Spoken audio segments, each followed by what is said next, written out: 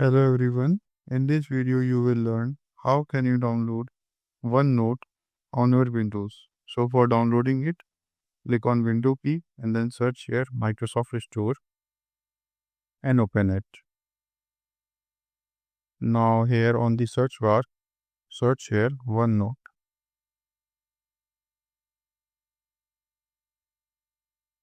Now just wait. So here you can see OneNote is showing. Now click on it. Now click on install and just wait. So this will take a few seconds to install. So let it be. If any pop-up shows, click on yes and just wait. OneNote is getting ready. So here you can see it is downloading Microsoft 365 and Office. So just wait.